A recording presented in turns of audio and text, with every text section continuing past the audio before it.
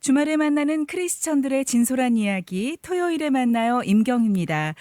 오늘은 언어 행위 이론을 중심으로 기독교 세계와 삶의 관점에서 말씀을 해주실 목사님 한 분을 모셨습니다.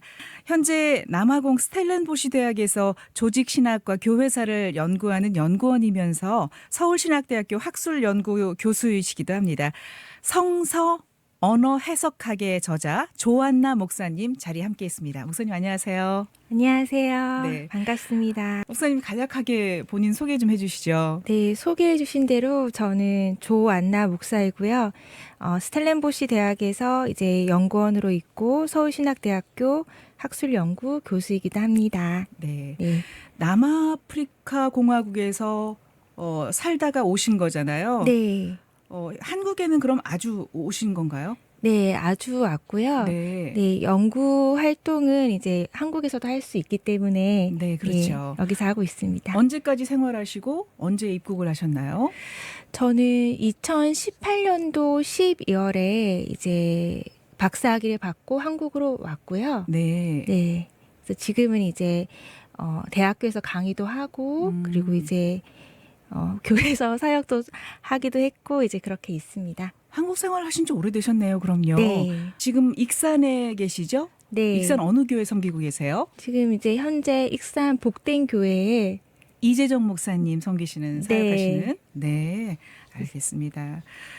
제가 지금 호칭을 박사님, 목사님, 교수님 중에 어느 호칭을 써야 될까요? 네, 저는 사실은 네. 호칭에 대해서 크게 이렇게 관심 있어 하지는 않는데요. 그냥 편하게 불러주시면 좋고, 사실 저는 뭐 박사, 교수, 목사라는 호칭이 저에겐 좀 부담스럽기도 합니다. 그래도 하나 정해주세요. 네. 제가 방송 내내 불러드려야 되기 때문에. 그러면 이제 네. 목사가 더 편할 것 같습니다. 알겠습니다. 이 시간에는 목사님 연구한 내용을 주로 좀 들어보려고 하거든요. 연구한 내용 자세하고 쉽게 좀 설명해 주셨으면 좋겠어요. 언어 행위 이론, 스피치 액트 시어리로 네. 제가 들었는데 어떤 거예요? 네, 이제 간단하게 말씀을 드리자면 이제 언어 행위 이론은 언어가 곧 행위다라는 말이에요. 네. 그러니까 우리가 무엇인가를 이야기할 때에는 그 말 안에 그 말을 전달하는 내용과 의도가 곧 실제 리얼리티가 되어서 그것이 이제 행위가 된다라는 것인데요. 네. 우리가 말을 할 때 사실은 그냥 빈말을 하지 않고 무슨 이야기를 하든지 간에 의도와 마음이 다 담기게 되어 있잖아요. 그렇죠. 그리고 말은 그 자체로 수행성이 있어서 그것이 행위로 드러나거든요. 말한 대로 또 이루어지기도 하고요. 네. 네. 그래서 네. 말을 잘해야 되는 거고요. 네. 그래서 저는 이제 그 언어 행위 이론을 반복론으로 해서 네. 이제 조지신학과 연계해서 논문을 썼는데요. 제가 이 연구를 하게 된 계기는 제가 고등학교 3학년 때 네. 성령 하나님을 이제 깊게 체험을 했습니다. 그래서 이제 저희 멘토 목사님께서 안나에게는 주의 종의 사명이 있으니 신학을 하는 것이 좋겠다라고 말씀을 해 주셨는데 네. 그때는 제가 막연하게 그럼 내가 목사가 되어야 하나 그 생각을 했고요. 하나님께서 부족한 저를 사용해 주시고 불러주신 데에는 이 성령 하나님에 대해서 증거하고 증명하는 일에 나를 쓰지 않으실까라는 그런 막연한 생각들이 있었어요. 네. 그래서 학교 다닐 때에 제가 MDB를 하고 신학교를 다닐 때에 어떻게 하면 이 살아계시는 하나님이 우리와 함께 하시고 네. 정말 실제적이신데 이 하나님을 어떻게 내가 증명할 수 있을까? 네. 그게 신학적으로 그리고 신앙적으로 철학적으로 어떻게 잘 설명할 수 있을까라고 해서 나름대로 제가 공부를 좀 했었거든요. 네. 그런데 책을 읽으면 읽을수록 하나님께서 가시적이지 않으신데 비가시적인 이 하나님을 인간의 생각과 철학으로 묶어두어서 설명한다는 것 자체가 오류일 수도 있겠다. 네. 가능하지 않는 것이다라고 생각을 했었어요. 그런데 제가 유학하면서 우연한 게 이제 스피치 티어리를 접하게 되면서 네. 하나님이 정말 실제하시고 역사하시고 그리고 그 하나님이 우리와 내주하시면서 네. 그리스도인의 삶이 변혁되고 전복되고 역전되는 것을 설명할 수 있겠다라고 해서 네. 공부를 하게 됐고요. 사실은 엄청 간단하게 말을 하는 것은 쉽지가 않습니다. 그런데 네. 말씀이신 하나님께서 우리에게 말씀으로 나타나셨고 하나님의 말씀이 우리 안에 저희가 믿을 때에 그것이 실제가 되는 것들을 다 경험을 했잖아요. 네. 그래서 하나님의 말씀을 이제 조직신학적으로 쉽게 얘기하면 계시 하나님의 나타내심이라고 이야기를 하는데 나타내심. 네. 그거를 이제 언어로 표현을 해서 이제 조직신학과 연계해서 이제 글을 쓰면서요. 네. 하나님이 진짜 우리 안에 역사하시면 그리스도인들의 삶이 바뀔 수밖에 없더라. 네.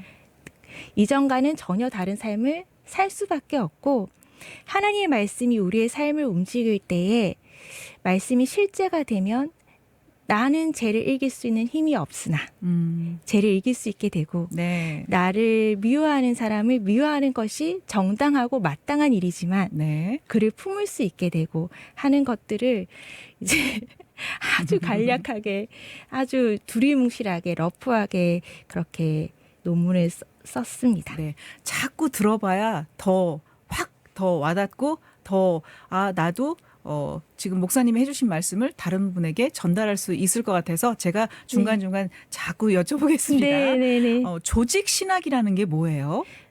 조직 신학을 저는 좀 쉽게 설명하자면 네. 하나님은 누구시고 예수님은 누구시고 성령님은 누구시고 그리고 인간은 누구이고 그리고 죄는 무엇이고 구원이라는 것은 어떤 것이고 이제 이런 것들을 아주 체계적으로 조직적으로 정리한 것이 저는 이제 조직 신학이라고 생각을 하는데요. 네. 그거를 이제 알려면 항상 저는 신앙이든 신학이든 네. 우리의 베이스가 되는 것은 성경이라고 생각을 해요. 네. 그럼 성경은 하나님이시기도 하시지만 하나님의 말씀이잖아요. 네. 그런데 성경은 문자적으로 갖춰져 있는 언어의 체계가 아니라 그런 언어의 집합체가 아니라 네. 살아서 역사하시는 우리의 영혼육을 찔러 쪼개요. 정말 살아계시는 그 하나님의 말씀의 그 역동성과 활동성이 있는 건데요. 네. 진짜 하나님께서 말씀으로 자기를 드러내신다면 그 우리가 하나님의 말씀에 언어에 집중할 때에 네. 우리가 좀 더 하나님을 깊이 체험할 수 있고 경험할 수 있다라는 생각을 하게 되고요. 성경은 저는 그렇게 생각합니다. 말씀이신 하나님을 만나고 성경을 읽는다는 것은 단순히 리딩의 행위가 아니라 네. 하나님과 의사소통 행위라고 생각을 하거든요. 네. 그래서 하나님 말씀하신 바를 내 영혼 깊은 곳에 울림과 떨림으로 받아서 네. 하나님의 말씀에 어울림으로 삶을 살아갈 수 있는 것. 네. 스텔렌보시 대학 이곳이 남아공에 있는 대학이잖아요. 네. 이곳도 좀 설명을 해주세요. 네, 제가 이제 있었던 스텔렌보시 대학교는요, 굉장히 이제 세계적으로 이렇게 학문적인 학교이기도 하고요. 네. 굉장히 신학이 잘 되어 있는 학교이기도 합니다. 그래서 제가 있었던 남아공은 다양성을 존중하고 그리고 학문 연구를 굉장히 체계적으로 하고 학문 연구에 많은 후원과 네, 이렇게 집중해주는 아주 전통 있는 학교입니다. 네. 아프리카까지 남아프리카 공화국 남아공까지 가신 이유가 어디에 있을까요? 사실은 저는 이제 남아공을 가고 싶어서 간 케이스는 아니고요. 네. 저는 이제 학자로 그리고 이제 대학 교수로 네. 뭔가 하나님의 일을 하고 싶어하는 사명감이 있었어요. 네. 그래서 사실은 미국으로 유학을 준비를 했고 네. 미국 학교에서 이제 입학 허가를 받아서 비자를 진행을 하는데 그 당시에 이제 저희 부모님께서 교회를 개척을 하시고 저희 부모님은 교회를 개척하신 지 20년이 되셨는데요. 네. 처음부터 이제 자비량으로 목회를 하셨어요. 네. 그래서 교회에서 사례비 없는 이제 목회자로 계셨었는데 네. 이제 미국 비자 진행이 한 달에 그 부모님의 수입의 인컴을 요구를 하더라고요. 근데 저는 그 사실을 전혀 모르고 네. 이제 부모님의 재산 목록이나 이제 이런 것들만 준비를 해간 거예요. 네. 그래서 이제 비자가 리젝이 되어서 제가 그런 사유로는 갈 수 있는 나라들이 아무 데도 없었어요. 아, 네. 비자 거절이 됐었군요. 네. 근데 그 당시에 남아공은 통장에 이제 한 1,000만 원 정도만 이제 입금이 확인이 되면 네. 그냥 지원할 수 있었어요. 그래서 급하게 이제 유학을 가고 싶은 마음에 네. 알아봤고 차선책이 네. 남아프리카 공화국이 된 거군요. 네. 네. 남아프리카 공화국은 어떤 나라인가요? 빈부격차가 굉장히 심한 곳이기도 하지만요. 네. 굉장히 지적인 호기심과 그리고 이제 어. 아카데믹한 것이 잘 있었던 곳. 네. 제가 이제 스텔렌보시 대학에 있었으니까요. 네. 그리고 이론을 중요시하지만 그 사람들의 삶의 고통이나 애환들, 문제들은 너무 극심하기 때문에 학문과 그 실제를 굉장히 조우하려고 했던 곳이었어요. 네. 그리고 자연환경이 너무 아름다운 곳이어서 겉보기에는 평안하고 굉장히 아무런 문제가 없는 것 같지만 네. 깊게 이제 서민들의 삶을 보면 굉장히 사는 것에 있어서 고군분투하는 네, 그런 나라였었습니다. 기후는 좀 어때요? 그 나라는? 기후는 이제 지중해성 기후를 가지고 있어서요. 네. 물론 이제 아프리카니까 더운 것도 있지만 대신에 습하지는 않아요. 그래서 그늘에만 있으면 크게 덥지도 않았고요. 네. 실제로 에어컨이 있는 집도 별로 없고 에어컨이 있는 가게도 별로 없어요. 네. 그래도 굉장히 저는 잘 지냈습니다. 아, 치안의 그렇군요. 문제를 제외하고는 굉장히 살기 좋았습니다. 아, 치안. 네. 네, 알겠습니다. 조 박사님이 연구하신 내용이 성서 언어가 단순히 무엇을 설명하는 말이 아니라 네. 언어 자체가 네. 이미 말하고 있는 바라고 하시는 것으로 제가 이해를 네. 할 것 같은데요.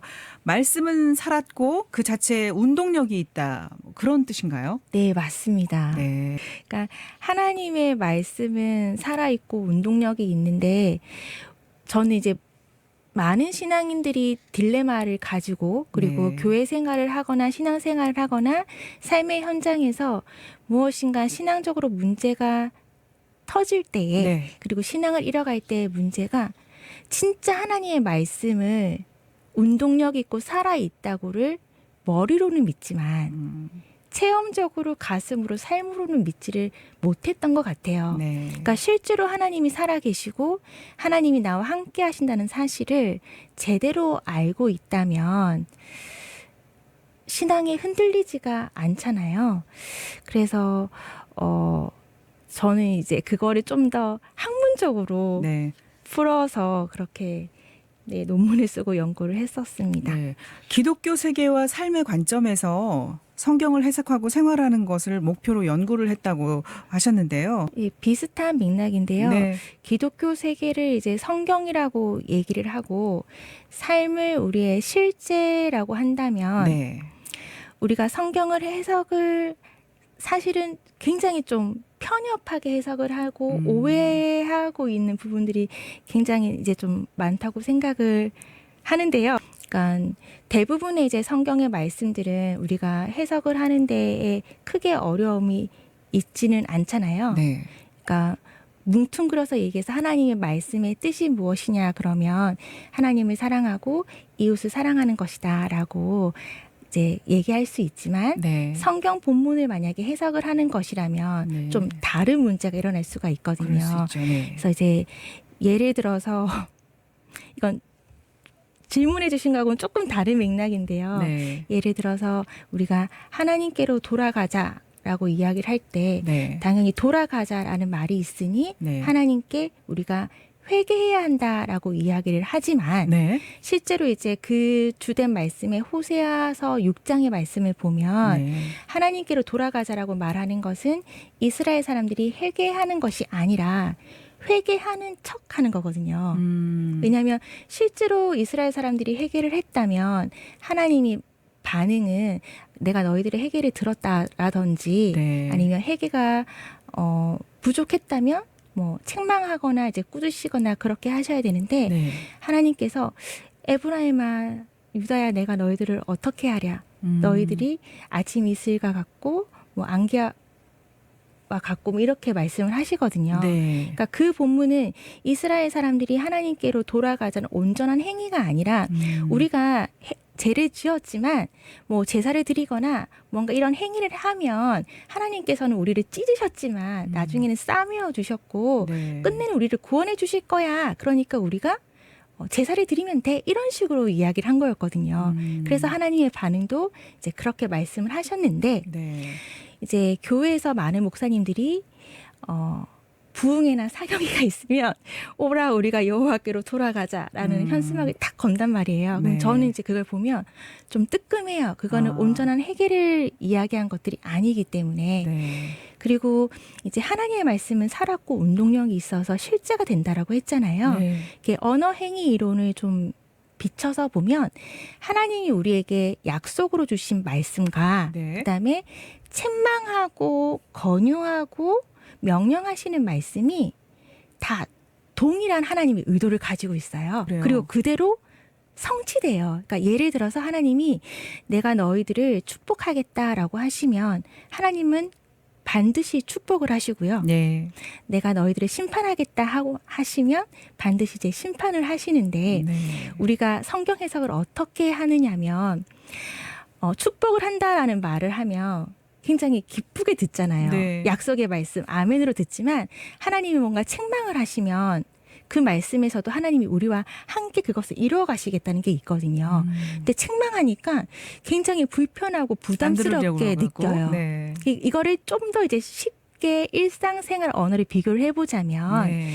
부모님이 이제 아이에게 이제 아이가 사탕이 너무 먹고 싶은 거예요. 네. 근데 아이 이빨이 이미 좀 썩어서 치과 진료를 받아야 되는 상황이에요. 그래서 엄마가 아이에게 이렇게 얘기를 해요. 너가 양치를 하면 엄마가 사탕을 줄게. 네. 이거는 약속이잖아요. 네. 그럼 아이는 그 말을 들을 때는 굉장히 기분 좋게 듣고 해요.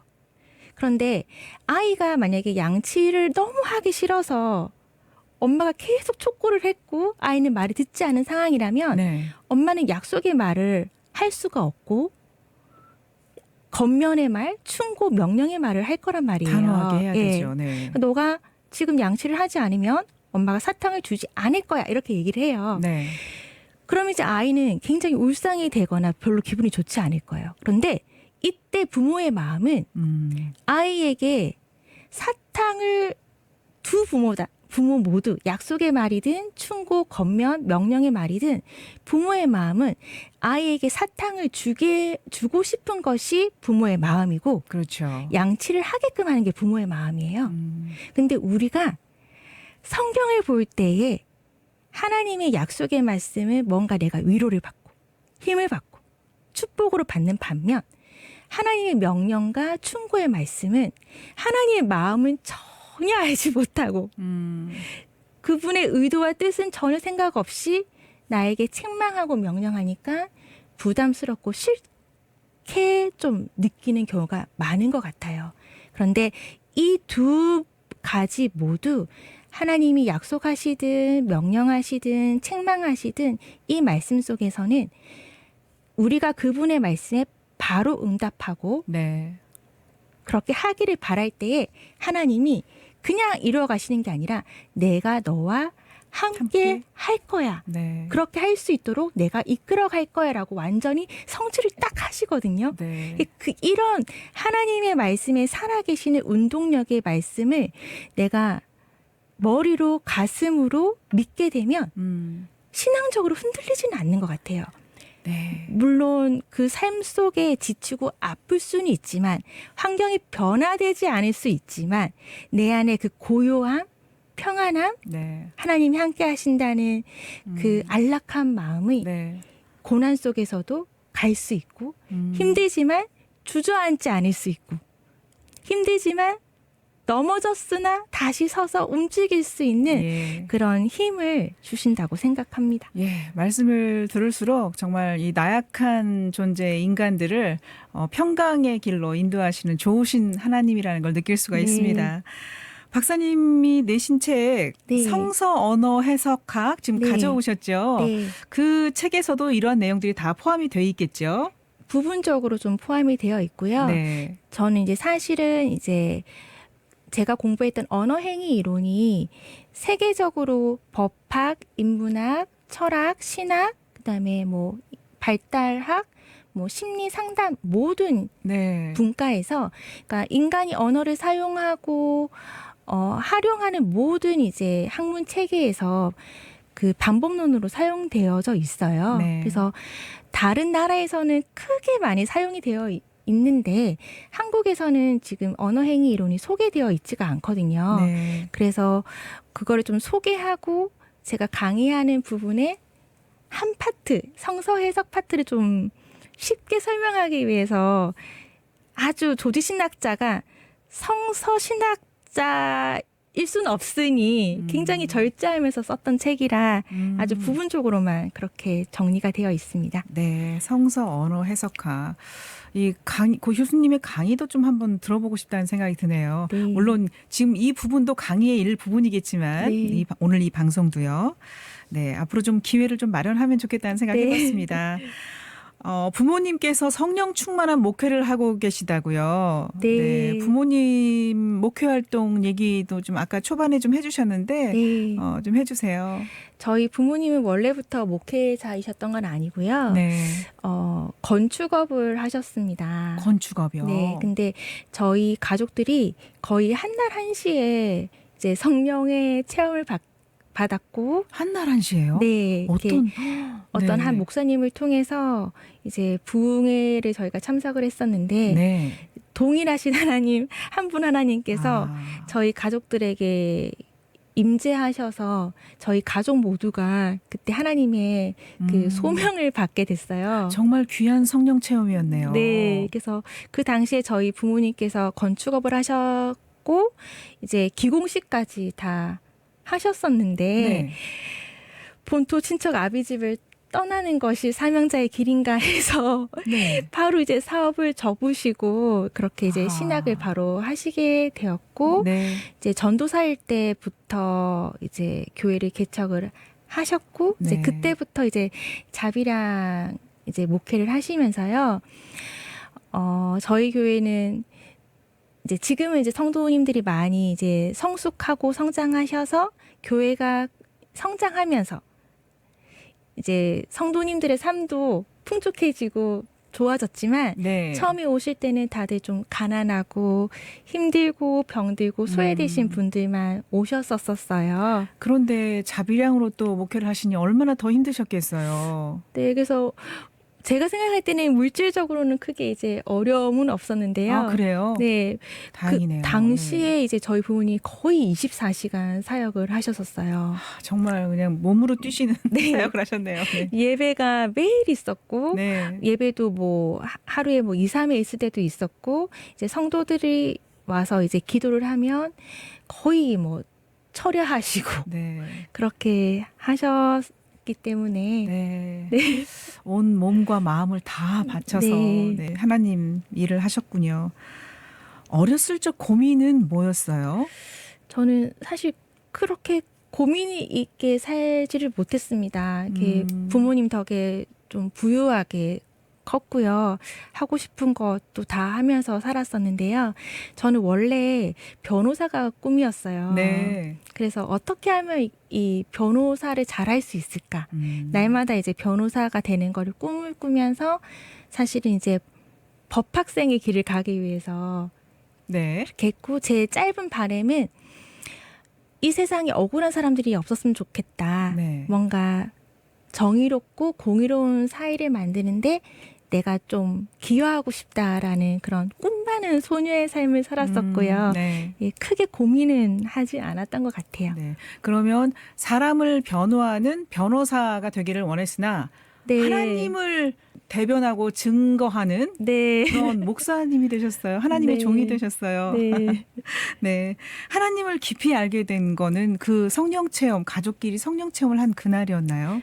그런 네, 계기가 됐나요? 네, 그렇게 계기가 되어서요. 네. 제가 고등학교 1학년 때 이제 인격적인 주님을 처음 만나게 됐어요. 네. 그전에는 그냥 교회 생활하는 게 신앙생활이라고 생각을 했고 착하고 죄짓지 않고 그냥 범죄를 저지르지 않으면 잘 사는 것으로만 그렇죠. 보통 여겼었어요. 그렇게 생각하죠. 네. 네. 목사 안수는 그럼 언제 받게 되셨나요? 제가 2020년도에 목사 안수를 받았습니다. 네.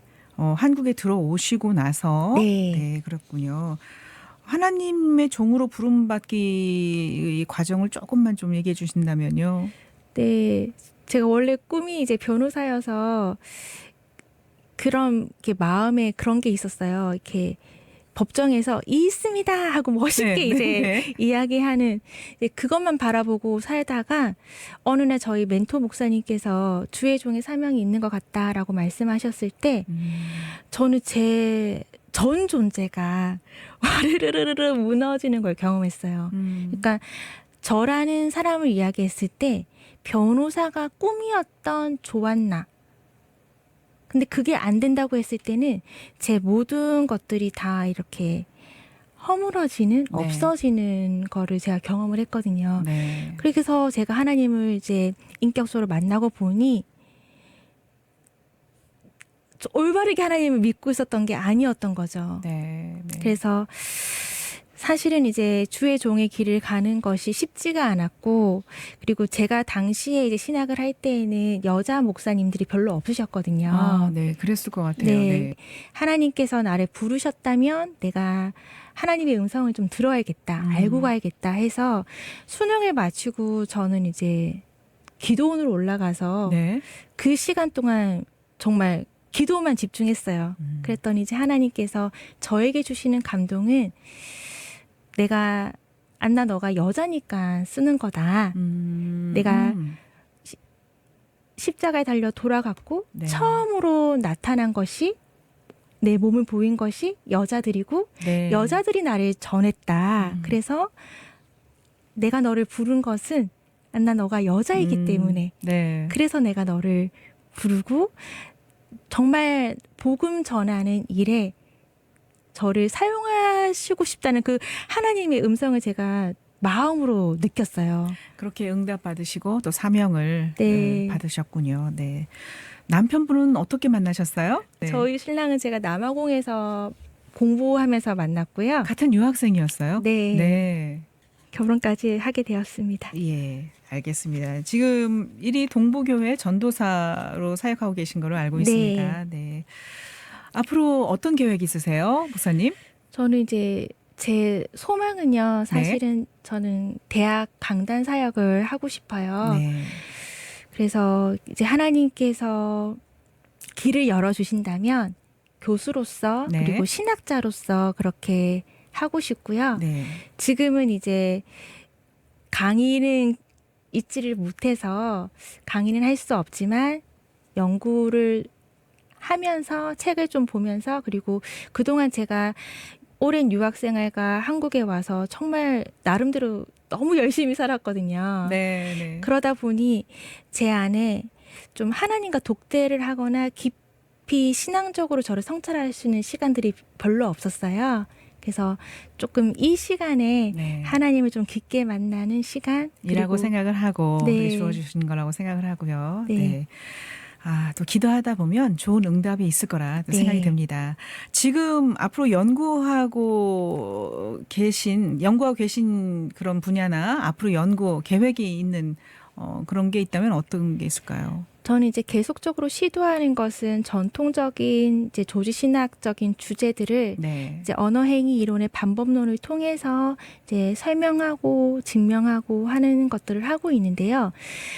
제가 요즘에 또 공공신학에 조금 관심이 있어요. 공공신학이요. 네, 왜냐하면 신학이라는 것 자체는 사실 저희가 교회 안에서 믿는 사람들 안에서만 이야기를 했던 거잖아요. 네. 근데 공공신학은 신학이라는 토대 위에 울타리가 없어요. 네. 그러니까 세상에 섞여 있으면서 어떻게 하면 기독교적인 세계관과 관점에서 공공의 선을 이루면서 네. 하나님의 나라를 건설할 수 있을까에 네. 집중이 되어 있거든요. 근데 공공신학이 바로 서기 위해서는 제일 중요한 것이 언어예요. 네. 왜냐하면 저희가 이제 믿는 사람들은 믿는 사람들의 용어가 있잖아요. 네. 그러니까 안 믿는 사람들, 세상 사람들은 우리가 교회 이야기나 신학 이야기를 할 때 은연찮게 나오는 이 언어들을 굉장히 부담스러워하고 어려워하죠. 네, 네. 그 울타리를 넘어서지를 못하거든요. 근데 공공신학으로 접근할 때는 세상의 언어로 누구나 다 이해할 수 있고 마음을 열 수 있는 언어로, 그러니까 말하자면 하나님을 직접적으로 얘기하지 않아도 하나님을 느낄 수 있도록 네. 설명할 수 있도록 하는 것이 공공신학이 가지고 있는 언어의 특성 중에 하나인데 네. 그것들을 필요로 하고 요구를 한다라고는 이야기를 하지만 저희 이제 학문적인 커리어 안에서는요. 네. 실제로 그거를 제안을 하고 필요성을 던지긴 했지만 언어적인 작업은 하나도 되어 있지 않아요. 근데 맞아요. 제가 네. 공부한 언어행위 이론은 일상의 언어를 연구를 하는 거거든요. 네. 그래서 우리가 사용하는 이 언어를 가지고 어떻게 하면 비그리스도인들이 하나님의 나라를 이해하고 교회의 문턱을 낮추고 함께 더불어가는 세상, 공공의 선을 이룰 수 있는 세상을 만들 수 있을까라는 네. 마음으로 예, 연구를 진행을 하고 있습니다. 예, 공공신학 기대가 되는 부분인 것 같아요. 네. 예. 한국 교회에 특별한 제안을 해주신다면요. 저는 굉장히 조심스러운데요. 이제 한국 교회에 희망이 있을까 이렇게 질문을 한다면 네. 한국 교회는 지금은 희망이 없는 세대, 그리고 이제 교인들의 인구도 줄어가고 있는 시대인데 네. 그래도 한국 교회에는 희망이 있다라고 말을 하는 이유는 네. 하나님이 살아 계시기 때문에 그래요. 그런데 제가 잘은 모르지만 많은 성도님들이 신앙적으로 정말 하나님을 인격적으로 만나서 삶에 실제화되는 경험도 네.